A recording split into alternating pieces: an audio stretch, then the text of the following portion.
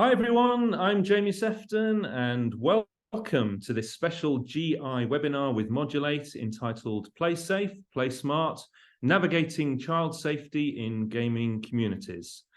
Today's webinar features content moderation and child safety industry leaders discussing the prevention and detection of harms against children in online gaming communities. And we have two fantastic guests joining us today. Mike Pappas is the CEO and co-founder of Modulate, which builds AI voice technology to elevate the health and safety of online communities. Mike's work at Modulate ranges from developing new partnership platforms looking to protect their players, monitoring industry and regulatory trends, and reinforcing an internal and external culture of passion, respect, and personal growth. So welcome, Mike. Thanks very much, Jamie. Really looking forward to this conversation. Cracking, good stuff. And joining Mike is Lauren Tharp, and Lauren is the Tech Innovation Lead at the Tech Coalition based in Richmond, USA. And as Tech Innovation Lead, she manages the programs and activities that help companies adopt technologies to combat online child exploitation and abuse, and facilitates collaboration amongst a diverse set of industry members. So welcome, Lauren. Thanks, Jamie. Likewise, great to be here. Great. We're going to start with a discussion between Mike and Lauren for the next kind of 35 to 40 minutes, and then we'll have time for Q&A. So if you think of any questions during the chat, please just pop them into the Q&A at the bottom of Zoom, and I will ask those questions a little bit later on. So let's crack on. So over to you, Mike and Lauren. Awesome. Thanks, Jamie. Lauren, I guess just sort of diving in, we had chatted about, I think the important place to start in this conversation is just level setting a little bit on how the games industry has evolved over the last couple of years, and especially the sort of significance that games can have for kids on the positive side before we start talking about some of the risks. Did you want to take a first stab at that, or do you want me to spiel a little bit from my side first here? You can go first, and then I pulled a lot of academic stats and whatnot. So if you want to maybe kick us off, and then I can layer in from there. Sure. As I think a lot of our audience is familiar with, games have definitely evolved over the last decade or so. Back in the day, games were really sort of curated experiences, almost akin to walking through a museum.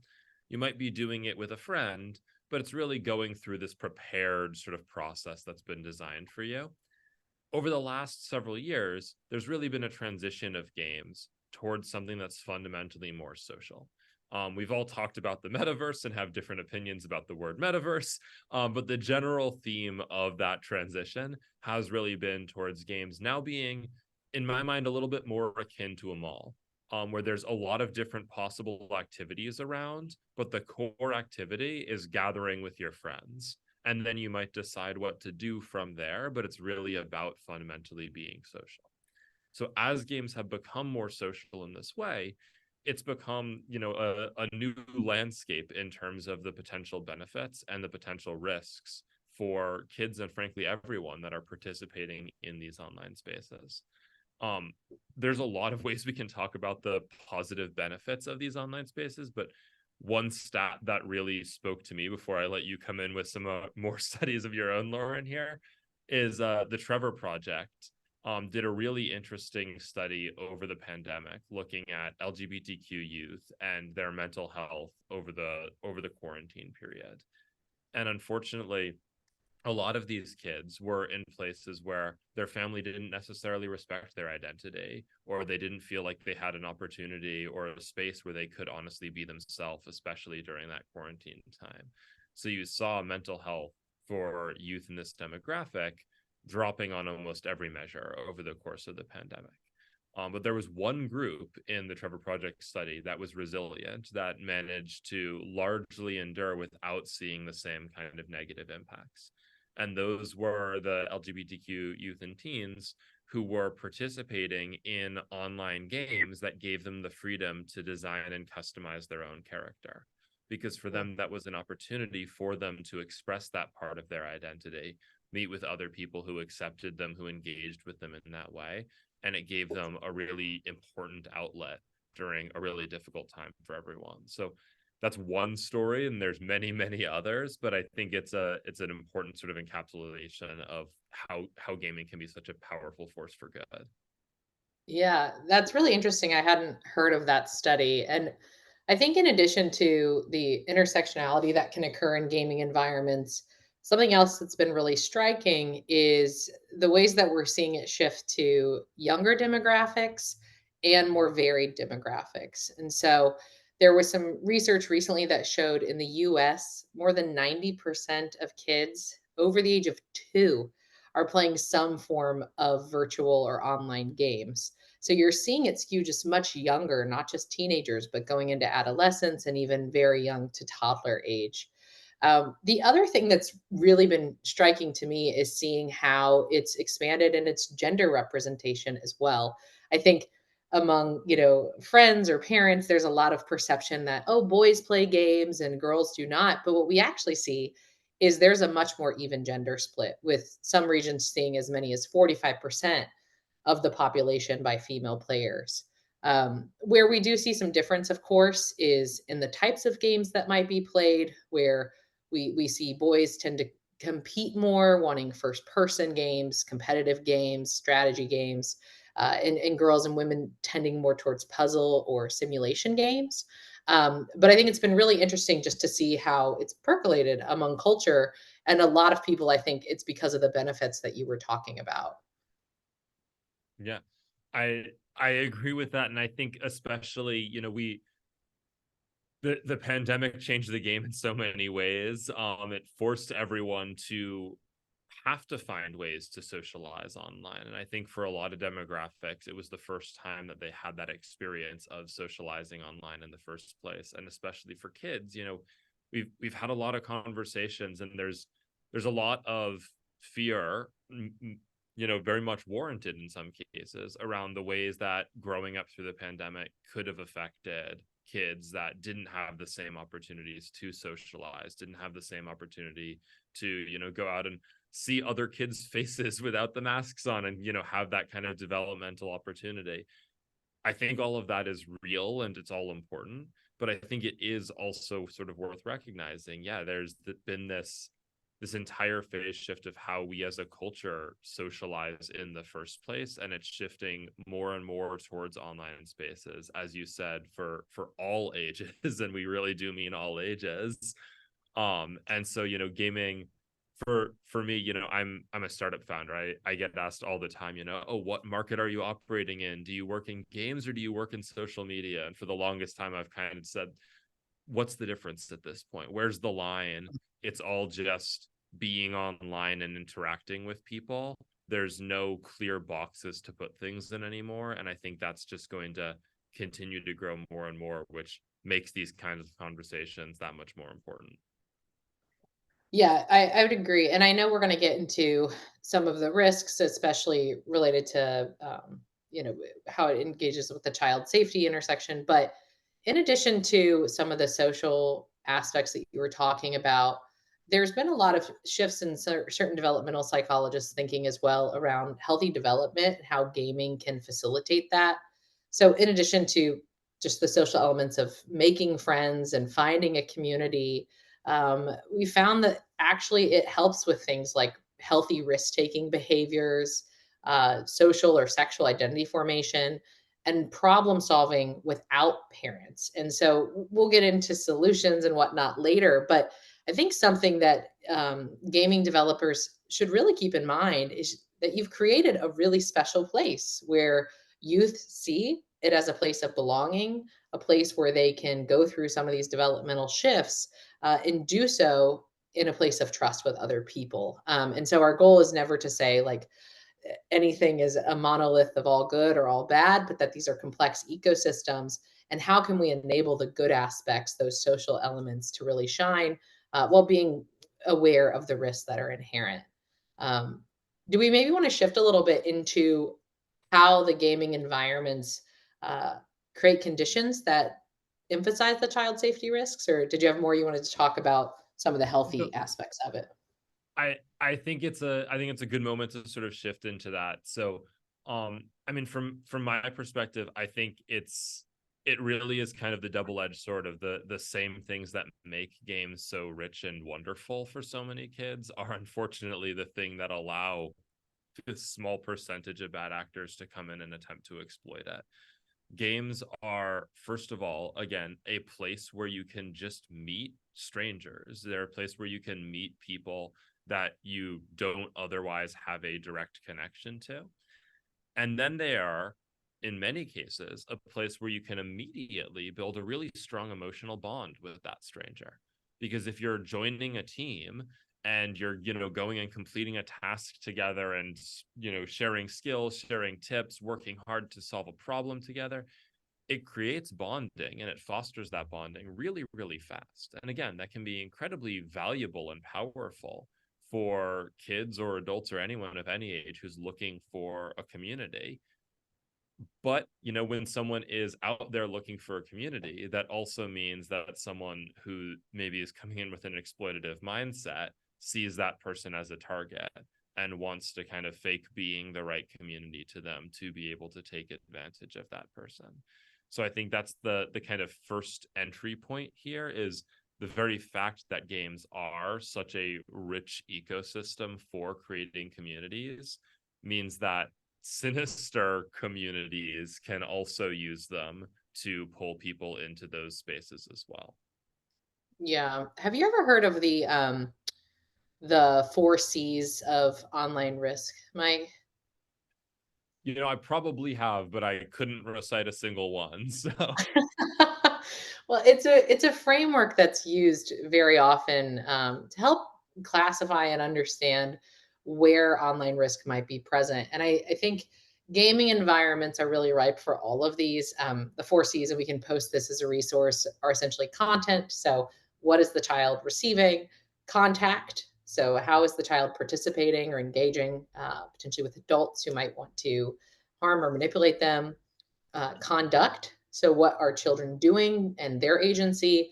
And then contract. So, child as consumer. And you're exactly right. From my perspective, it's the same features that make gaming really fun and engaging also can be used by predatory actors to manipulate children. So, the anonymity aspect, the fact that kids may not even know that they're talking to adults, you don't have to declare who you are explicitly. You can create avatars, is great for identity formation. On the other side of things, it can make masquerading and trust really difficult in those environments. We talked about spanning age ranges or spanning geographies. Again, with that, you might have differences in age that make it inappropriate for children to interact. Um, and then there's also just features. So exchanging or giving gifts or exchanging of value can open opportunities for extortion to emerge. Things like ranking systems or point systems can be used to gain status and exploit that. So when you're thinking of how we build these games, I think it's not just putting these pro cons lists of like what's good, what's bad, but understanding that they're going to be intention and that we have to just kind of go into these development cycles really clear eyed about what these features can enable, but also the harms that they might be able to bring. Does that ring true to some of what you've seen, at least in like development cycles and whatnot too? yeah, I think it's absolutely the case. There are a number of platforms that have said, hey, why don't we solve safety by just not letting anyone communicate with anyone? Right. Problem solved. Except for the fact that you've in most cases crippled your game and crippled your community in a certain sense because you've taken away all of these incredibly positive things. And so there are some games that have come at that as a really interesting puzzle unto itself. From several years back, there was a game called Journey that really kind of demonstrated, hey, if we really, really limit the ways that you can interact with another user, how does that change the landscape? And you find that people who desire to be hostile, whether it's trolls or something even more sinister, have no kind of patience for trying to, over a very, very long time, manage to communicate a slur that they're sending at someone. And so those people drift away. So it is interesting to see some games really experimenting with how can we tighten those communication channels just right to allow some good while getting rid of all the bad. But I think even there, from my perspective, you're not getting rid of the bad. You're just moving the bad to a different platform. And from a for-profit studio's perspective, there's a sense in which that's got to be their first priority. But all of us who work in the safety space, we all understand like it's all one interconnected ecosystem, and we've got to be keeping that mindset in mind too, and thinking about how can we educate, how can we sort of proactively prevent, how can we track these trends and understand how things are evolving in ways that don't just protect the space that we are liable for, but actually holistically protect the users whose joy is the reason that we're building these games in the first place. Yeah, for sure. And I think the connected ecosystem and the cross-platform nature is really pertinent when it comes to harms that I think our organization is most familiar with. And I'm going to define some of these, not, I assume a lot of people are familiar with the terms, but just in case, I think it's helpful to kind of have some level sets of what we're referring to. But as Jamie said in the intro, the Tech Coalition, we focus on harms pertaining to child sexual exploitation and abuse primarily. That will intersect with other things like self-harm or like pressure threats. But at its core, how that typically manifests in gaming environments and across the ecosystem are things like grooming, where an adult will gain access to a child, gain trust with them, form at times genuine relationships or friendships, but with the aim of exploiting that child, typically for sexual means. At times, if there's a monetary element to it, you'll hear things like financial sextortion occurring. And the reason I bring these up is both because they're extremely cross-platform in nature. So if we take an example like grooming, what we often see is an adult will gain access to a child on platform A and then move them to platform B to continue the conversation, platform C to share imagery. And so gaming environments are not necessarily where the entire life cycle of abuse is happening, but it's oftentimes the entry point and launching off point to other platforms. But the second reason I bring it up is because it's the features often that enable gaming to be that ripe launch point. So in the example of grooming, a lot of times what we see is it's because of things like the multiplayer elements of it, that games are live, that there's chat features, these awesome social tools. To a predatory actor, they see that as a really ripe opportunity to gain access to a child, to move them potentially, and over time to exploit them. I promised I'd bring some stats, so I have one that might be interesting in this regard too. WeProtect put out their annual, essentially like State of the Union, if you will, of safety from a child perspective.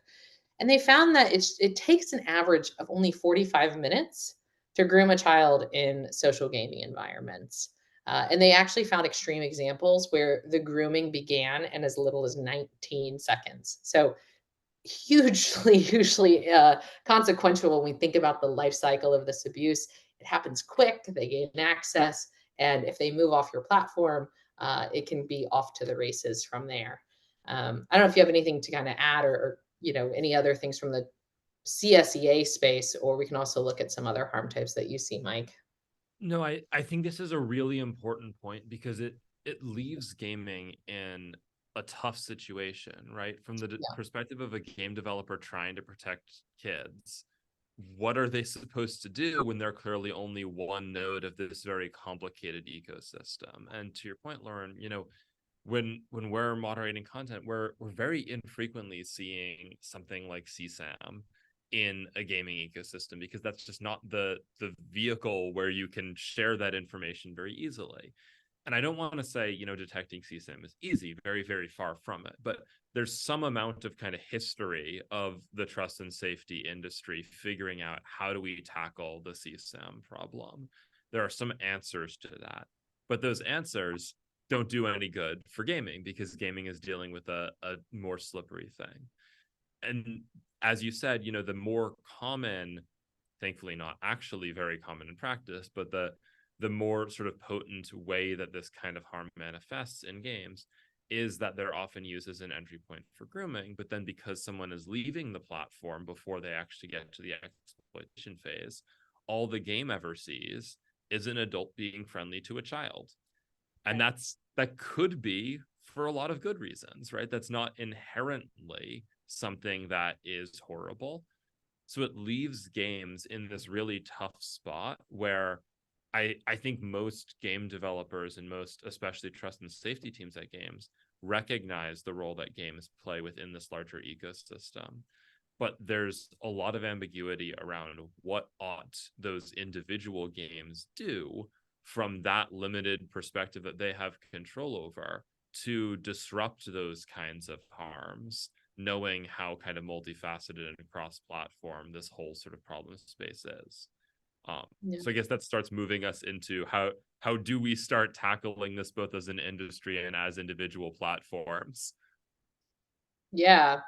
Well, I think, and we brought up sexual exploitation and abuse largely because it's a topic area that I'm familiar with. But it's striking to me, it seems like CSAM somewhat falls into a category like other blatant harms, such as potentially like hate speech or something, where we can just tell from the content alone that it's violating and we can take action on it. Would you say from like, a complexity perspective, that content level from like, is it CSAM or not? Or is this a hate speech or not? Is the most feasible to moderate? I don't want to say easy because it's still complex, but do you feel like that's where we kind of have a layer of tooling across industry, or what's your take there? I think that is right. So within Modulate, we actually kind of have this framework of how we think about these different types of harms. And there's one general category of harm, which we call an utterance harm. Mm. And there's a lot of ways you can define what an utterance harm is. But for me, the true one is think about the moderator's perspective.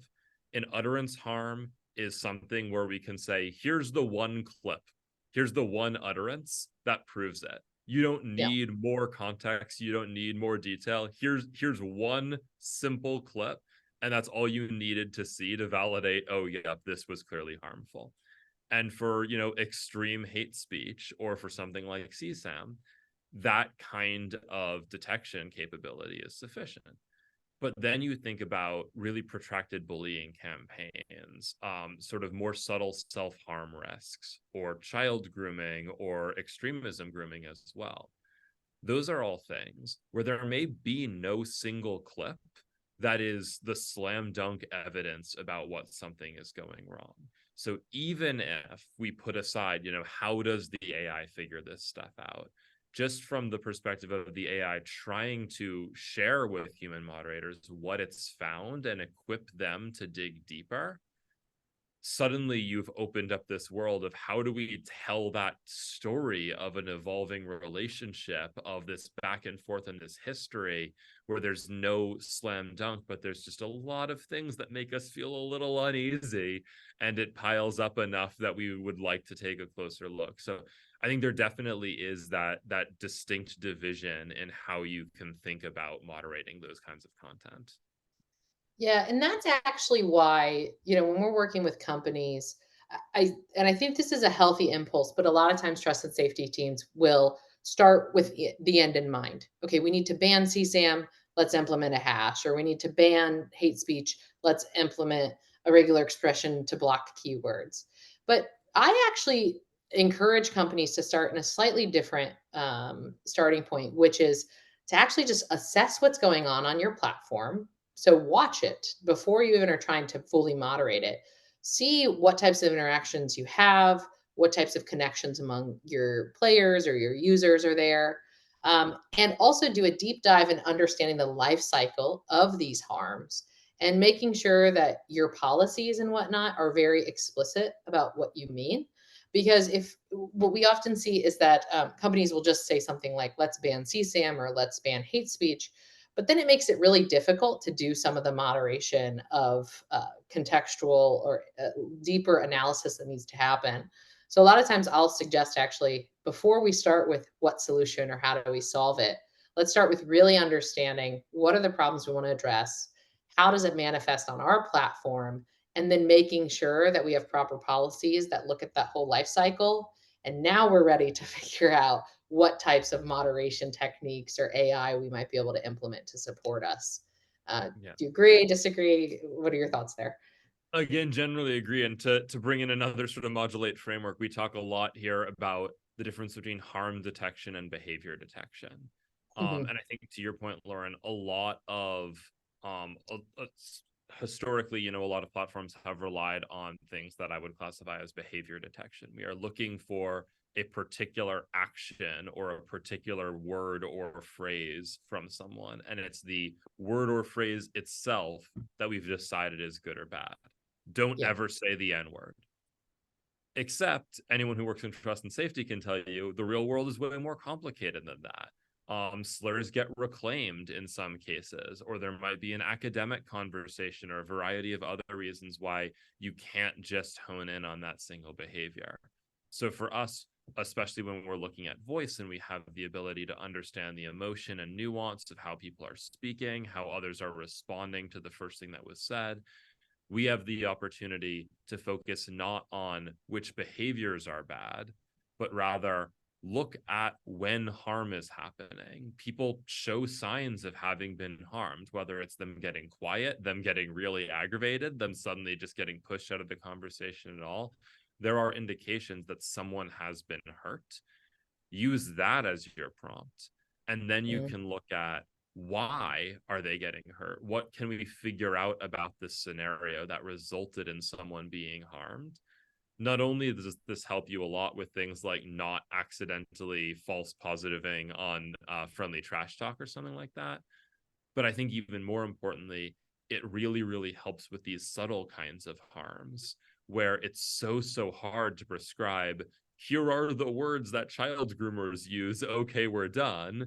But if you can instead say, hey, that note of disquiet, most kids, when they're interviewed, the survivors of this kind of abuse or grooming behavior, it's very frequent that they'll express that fairly early on something felt wrong even to them.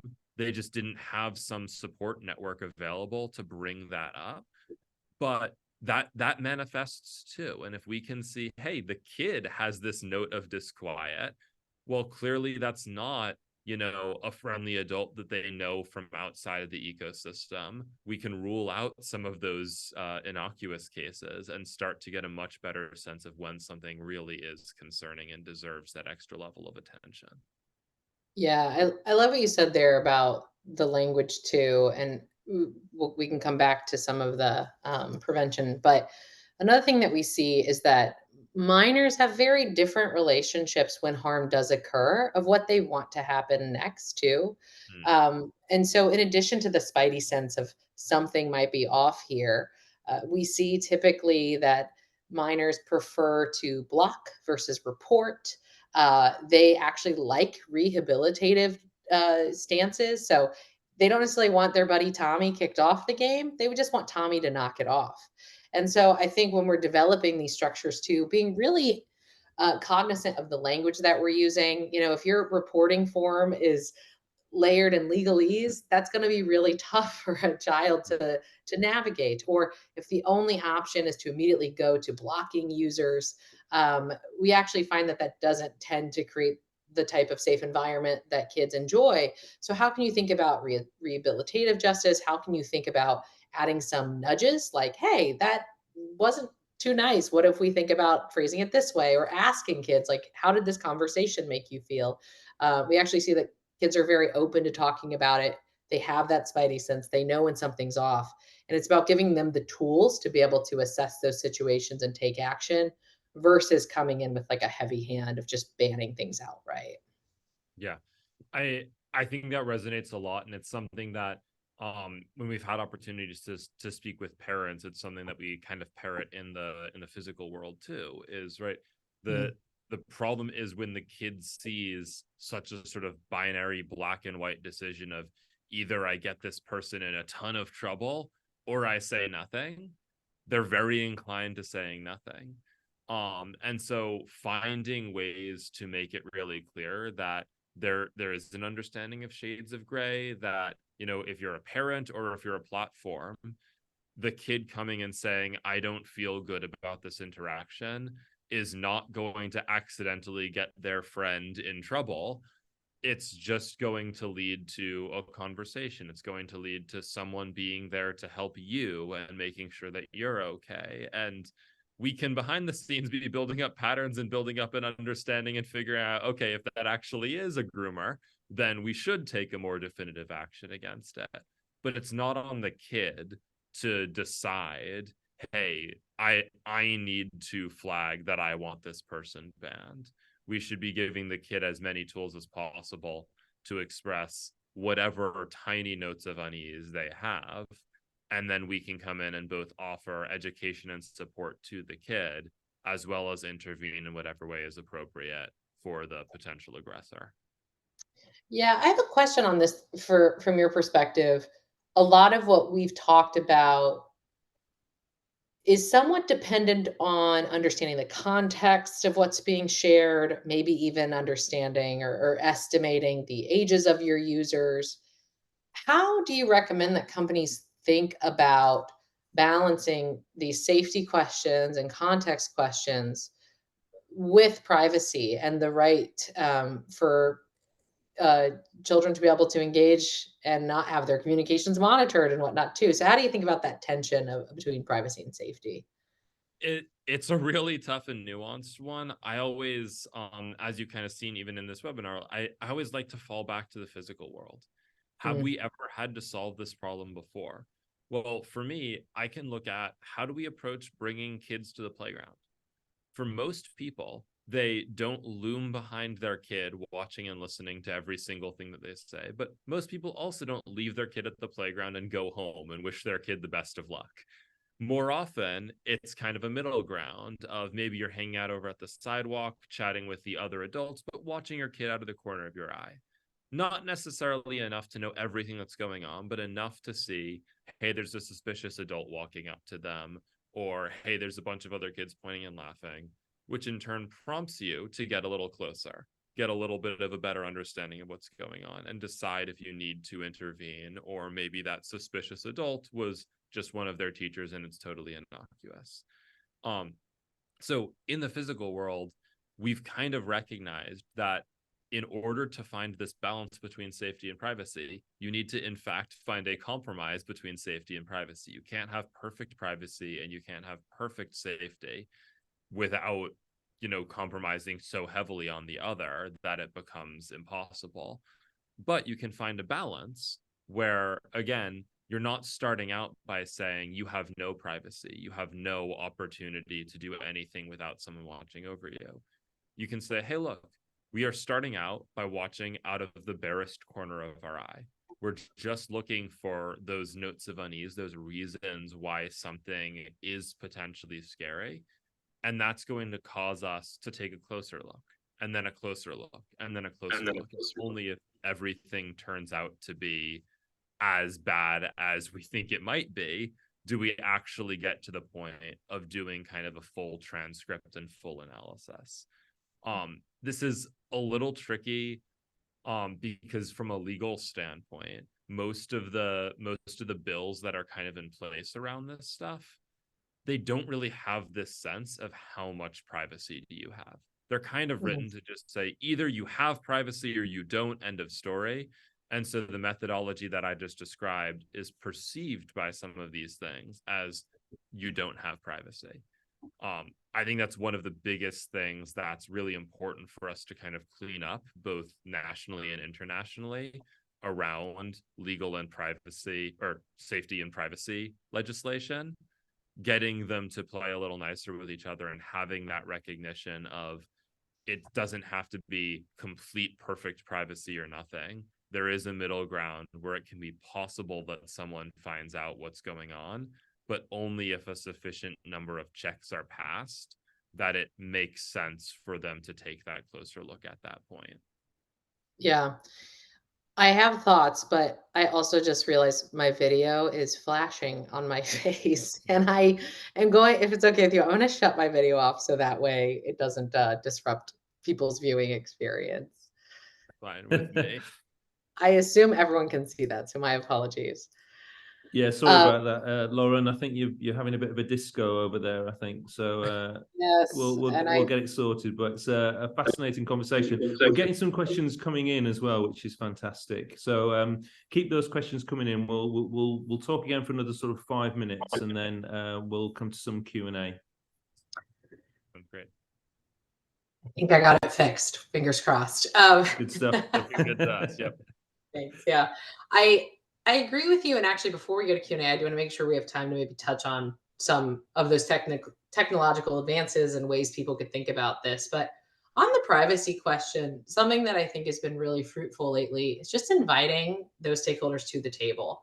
So it's, it's not your safety folks in one room and your privacy folks in another, but really starting from square one of if we're assessing this product flow and we see here's the risks that are inherent topic wise, here's maybe where features can facilitate the risks. How do we together come up with something that acknowledges these are going to be in tension, but that overall creates the best experience for the user? And where we do have to make a trade-off, being explicit about it, right? So for example, that's again, not to harp on policies, but like being really clear with your users. What are you doing? For what purpose? And then being transparent about when you're interacting with them, what you're going to do next, I think is another way to try to balance that. It's that informed consent, not just hidden consent, if you will. And just to tie into that sort of transparency through your sort of policies and code of conduct piece, right now, even if you're not using any kind of recording solution, anything like that, you might still have the possibility that a user could hit the report button and could submit information about what was going on. So right now, we already have a lot of tools that are out there, like user reports, that create a little bit of that shade of gray. And so I think rather than treating this as, oh, there's this massive transformation where your data was previously perfectly private, but now there's this big, instead saying, hey, there are a number of things that could cause us to take a closer look at what you're doing and saying on the platform. One is a user report. Another is if our kind of corner of our eye scanning sees a sufficient number of warning signs. And here are some examples of those warning signs, though probably not every one of them, because we don't want to give bad actors the recipe for how to avoid this stuff. But enough clarity to help people understand it's not something that's happening willy-nilly. It's not every single conversation, but it is something that could be triggered in the same way that whoever you're talking to could be triggered by something you say and decide to report you, whether or not they agree that it's in fact, or whether or not you would agree that what you said sort of warranted that report. Right. Yeah, exactly. And I think with the reporting too, a low-hanging fruit for a lot of organizations is, well, A, make sure you have a reporting flow, B, reviewing your language there to make sure that it can be understood by a variety of audiences, and then kind of C is where do you place it? So I've seen a lot of gaming communities that will have reports on like a web form outside of the environment, and consider just bringing that into the product. So that way it's easy for your users, if they have a problem, to flag it. And that way they're telling you to take a look. That's typically a really low-hanging fruit area where companies can just improve that interaction. Before we go to Q&A, though, I would love to just touch on technologically. So beyond reporting, beyond some of what we talked about, what are some of the technological advancements that really get you excited about this space? I know that Modulate's working on a lot of different offerings, but both your own product offerings, but beyond as well. What's the lay of the land? And then I can pepper in things on our side too. Yeah, I mean, I think I've hinted enough at the sort of work that Modulate's doing that I don't need to take too much extra time here. Again, we're focused on voice moderation. That's one element of a very multidimensional problem. But just as we were saying, games are where the emotion happens, where the community building happens, and that's why they can sometimes be exploited in this way. Within that, voice is where the emotion happens, and it's where the community building happens. There's something so powerful about the human voice that it is a really, important part of how those relationships are formed. So we are really excited about kind of having unlocked tools to much better analyze voice content that in the past was really out of scope. I think there's a lot of other cool stuff happening in this space. I know some of the questions in Q&A relate to age assurance, and there's been a lot of work happening in improving that kind of technology. I've seen some folks starting to look even into how can we really merge the technical with the legal piece and build sort of tools that can help us better understand kind of regulatory compliance tools and make sure that we're really building out all of the right components throughout our system, whether it's default voice chat being off or other kinds of things that might be harder for a small studio in particular to figure out is a requirement on them. So lots of great work happening. I also know though that Tech Coalition's been, leading a lot of really important conversations. So I want to let you chime in with some of what you've been up to. Yeah, and I echo you that there's not a one size fits all. It's very platform dependent, regulation dependent. But yeah, I think the kind of three big buckets, you touched on one, which is feature based. So gating features based on your user, potentially shutting off features if it's a risky environment, et cetera. The second is content moderation, which is what we talked about earlier. We've done projects, for example, with our partner Thorn to develop a grooming classifier that can detect text-based scenarios where grooming might be present. We have keyword hubs that help with some of those regular expressions and blocking of words. There's lots of image and video moderation. I think the thing that I'm most excited about, though, is moving it closer to a network effects analysis. So we recently launched a signal sharing program called Lantern that enables companies to share when predatory actors have violated their policies and are potentially moving children off platform or across platform. So really trying to get at some of what we talked about earlier, where platform A may not know the full scope of the harm, but they can see that there's maybe some inappropriate interactions happening.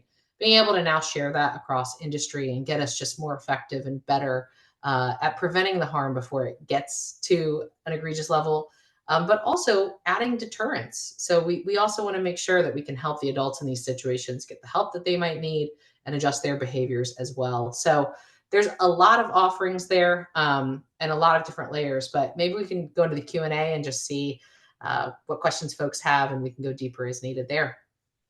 Great stuff. Well, thank you, Mike and Lauren. That was, really fascinating stuff there, and I've certainly learned a lot this evening. So, or in the morning where you are, or afternoon.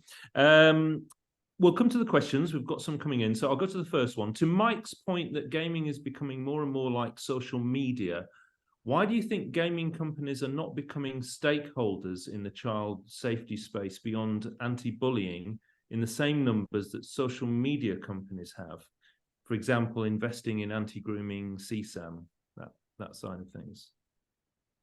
I think I have a couple of answers to that. One is I would slightly protest the framing. I think there's some element of truth that I'll speak to in a moment there, but I do think there's a lot of gaming companies that are taking this really seriously, that are investing very heavily and have contributed very important work to this overall discussion. So I don't want it to seem like, oh, gaming is just completely lagging on all of this stuff. Yeah. I think to what we were saying before, though, the problem space in gaming looks really different. In social media, first of all, again, not to say CSAM is easy, but CSAM is tractable in a certain way. And so when you're talking about social media, saying, hey, let's make sure that there are not these really horrible videos or these really horrible images, it's concrete, it's tractable, there's clear ways to share things, and most of all, it's public. And it's public, and what I mean by that is, anyone can go see a tweet. And so, first of all, outside researchers can help these platforms identify what's going on, which has allowed them to figure some of this stuff out a lot faster compared to gaming, where it's much harder for anyone to really unpack everything that's going on within that ecosystem. And it also makes it easier for Facebook and Twitter and whoever else to come together and say, hey, we've got this video. Do you also have this video? and have that conversation very straightforwardly, because it is generally all out there in the public. So I don't think it's that games are spending less time worrying about child safety, but I think it's that social media, there's a more natural path for them to kind of cohere into what can they all be doing collectively. Whereas with gaming, because of this assumption of privacy and because these are all happening in ephemeral chats, it's a lot harder to figure out how does everyone kind of come together into one monolith that's really making a dent in the same way. Lauren, I don't know if you have any other thoughts you want to add on that. Yeah, I mean, I would agree. I think there is a lot of really exciting stuff going on in the gaming industry. I think of groups like the Fair Play Alliance, even within the Tech Coalition, we have a lot of members who are thinking about these topics. I don't know if this is part of it, but something that I was thinking about is I wonder if it has to do partially, though, with the purpose of the platform as well. So, social media companies, by definition, what they're doing is enabling that social interaction. With gaming companies, though they are social, the core product offering is the game typically. And I almost wonder if it's more just a life cycle sort of thing where um, gaming companies are very focused on creating a game people want to play, getting that fit. And then at a certain point, it's thinking about certain things like the social element. Again, I don't know if I fully agree with the premise of the question, though, because in my experience, gaming companies have been extremely engaged, and some of them have been the most innovative when it comes to their child safety products and policies. So, yeah, that's my thoughts. Yeah, I think there is something that you're saying, like, about from the social media platform, they set out to create a social media platform, which inherently brings these risks. From the perspective of some game developers, they set out to tell a cool story. And there's maybe a little bit of not quite surprise, but just sort of frustration of, in order to tell a cool story, now I have to be a trust and safety expert too. Now I have to do all of this extra stuff too. So I can empathize with that. I think what kind of counteracts it, though, is that the folks that build game studios are they're building it because they're imagining the joy on their users' face when they get to play that game. Like, it fundamentally comes from this sense of, I can do something really magical for my end users. So I feel like, while in some sense the platform is a little less directed towards creating that social sort of space, it's a little bit more directed towards really creating a wonderful experience for that end user. And I think that those kind of end up balancing each other and creating that still, strong emphasis of games on this kind of work. Yeah, good stuff. We've got two questions that are kind of similar, so I'm going to put them together. There's one that's, do you have any thoughts on how to tackle the issue of children setting up accounts with incorrect adult ages, such that adult-to-adult interactions on the face of it might actually be child-to-adult? And there was another question about, we know that kids play games intended for 18 plus. Do we need to think about safeguarding children playing these games aimed at adults? Yeah, I mean, sorry, go ahead. No, go ahead. I took the last one first. No, it's totally fine. I would say this is not an easy thing to solve for, first of all. I wish I had an easy answer. There's just not. A lot of organizations are starting, both because of regulations and also just from a safety perspective, to utilize different types of age checks and age assurance validators to understand who their users are. There's a variety of ways that can happen. It can be on the smallest end, where it's just a statement of age. Typically, we see a lot of misrepresentation there. Up from there, you might see things like a document verification, like uploading a driver's license or something, all the way to liveness checks using biometrics to get an age estimation. There's a ton of vendors in this space. The difficulty, though, and this goes to our earlier point of the tension, is there's not a great way to know who your user is while maintaining full privacy or full anonymity. And so that's where those conversations come into play of, if we want it to be an anonymous platform, then perhaps this is just something we're going to have to deal with, where we don't know people's ages. Or we could know the ages, but now we're making a request of the user that is beyond what we typically ask during sign up. So that's some of it. I'm happy to kind of chat more about some of those vendors and whatnot. But if that is a path people want to go down, another thing just to be cognizant of is the way that, ethical considerations come into play, not just the privacy side, but how are we thinking about knowing different youth? If you try to poll a parent, for example, what about kids who don't have reliable parents? So there's a lot of tough questions there. And it's part of why we don't have a consolidated, yep, here's the answer for it. Like, what do you think? No, I think you've nailed it on in terms of sort of the age assurance side. What I was kind of coming in is to the question of, hey, for 18 plus platforms that aren't supposed to have kids but do we need to worry about this? What I was kind of coming in and say is yeah, morally, if there's kids there and we don't want kids to have bad things happen to them, then yeah, we unfortunately need to care about it. And it's a shame that we don't have better tools to let us circumnavigate that problem by putting everything on age assurance's back.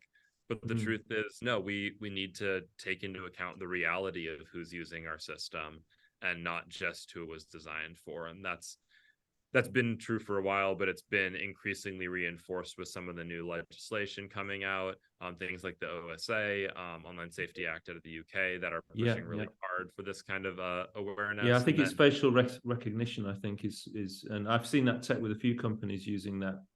Yeah. And whether or not you're using age assurance specifically, it's more sort of, you need to do an honest to God risk assessment of what are the real chances of kids being on your platform and being harmed. And we saw, for instance, Epic Games had a $500 million settlement with the FTC about a year or so ago. And a large part of that was that Epic had been claiming that they weren't, subject to COPPA, because they said in their privacy policy that they don't want kids under a certain age there, and therefore they're not subject to COPPA.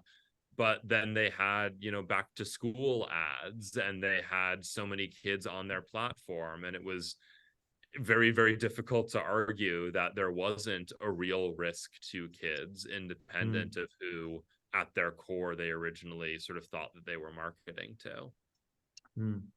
Yeah, and there's another approach to this that I've heard discussed quite a bit, aside from, how do you know who your user is and age assurance, which is, what does a healthy platform look like for all ages? And what do healthy interactions look like?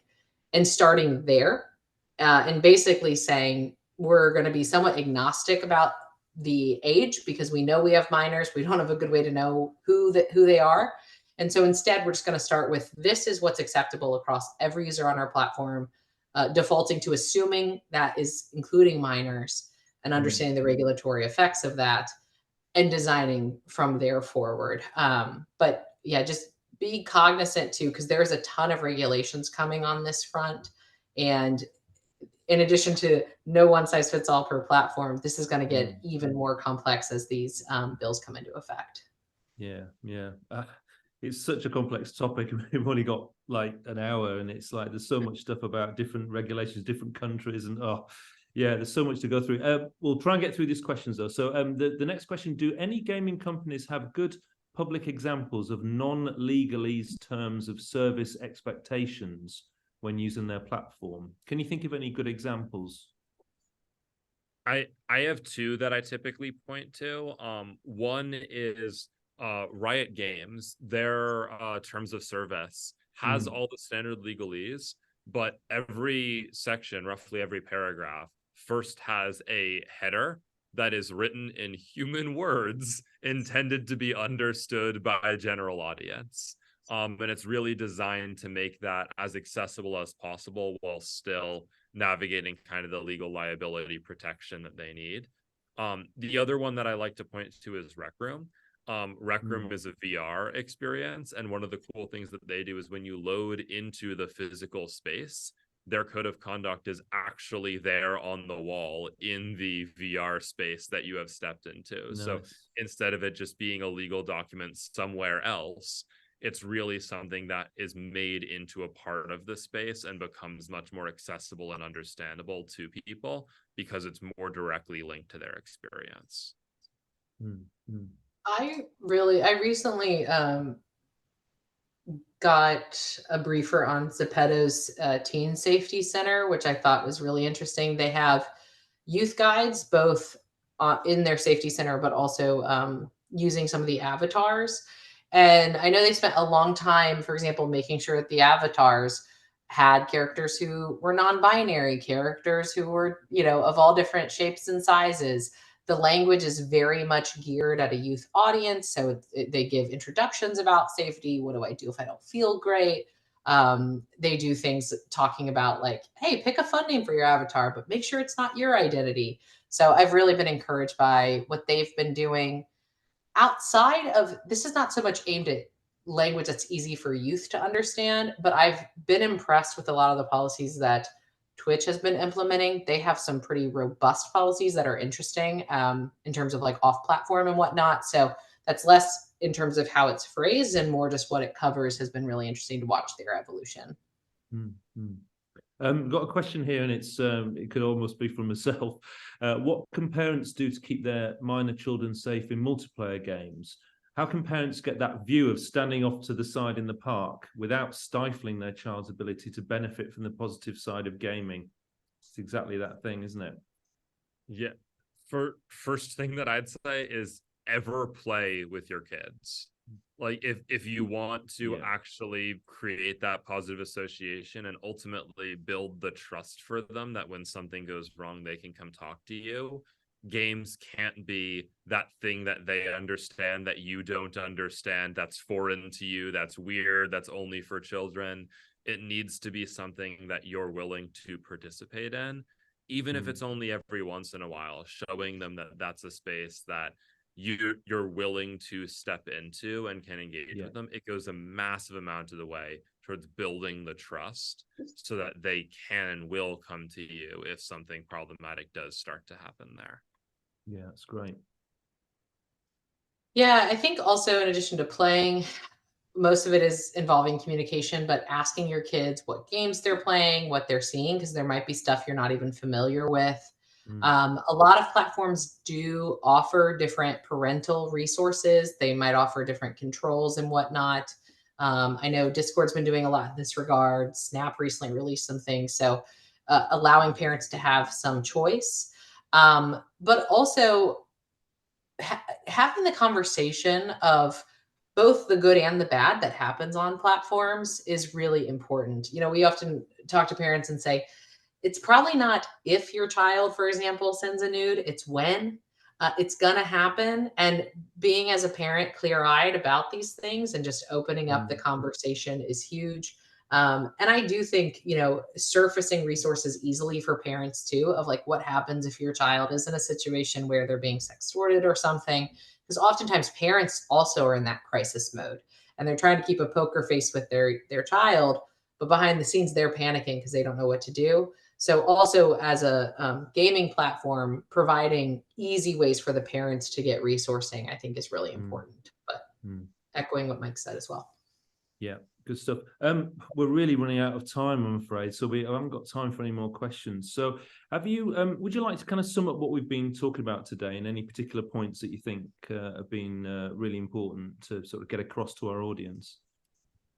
Yeah, I'm actually going to drop a resource in the chat that might be helpful. It's a free resource that essentially helps walk you through how to conduct some risk assessments, like what we've been talking about, both in terms of the content and contact, as well as the feature analysis. So I think starting off with just understanding your platform, what does health look like, where are there risks, and then designing your safety from there, while always being extremely transparent with your users about when you're making those trade-offs, how you're trying to keep them safe, and what resources are there.